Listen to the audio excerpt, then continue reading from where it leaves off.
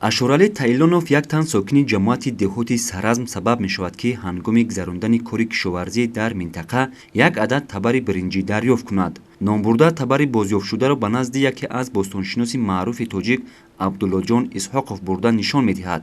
ҳангоми дидани ин табари биринҷӣ кори Абдуллоҷон Исҳоқов дар ҳамкорӣ бо бостоншиносони маъруфи тоҷик ва давлатҳои Фаронсаю Олмон барои ҷустуҷӯи Саразми бостон оғоз меёбад.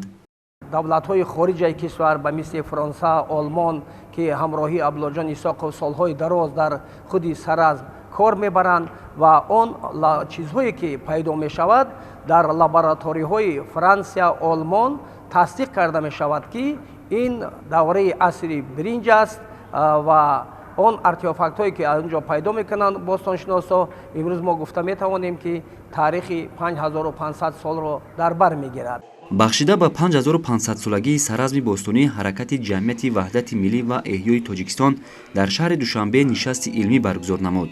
дар ҷамъ омад донишмандон ва пажӯҳишгарон аз Академияи илмҳои ҷумҳурии Тоҷикистон, Вазорати фарҳанг ва дигар ниҳодҳои илмии ҷумҳурӣ иштирок намуда роҷеъ ба паҳлӯҳои гуногуни нодиртарин ёдгории аҳди энеолит ва биринҷи Тоҷикистон Саразм маърузаҳо карданд.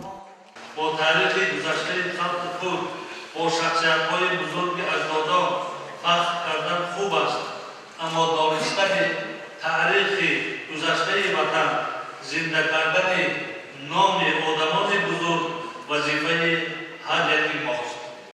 Саразм соли 2010 аз ҷониби ЮНЕСКО ба рӯйхати умумиҷаҳонии мероси фарҳангӣ ворид гардид. аз ҷониби ҳукумати ҷумҳурӣ барномаи давлатии таҷдиди ёдгории Саразм барои солҳои 2012-2020 қабул шудааст.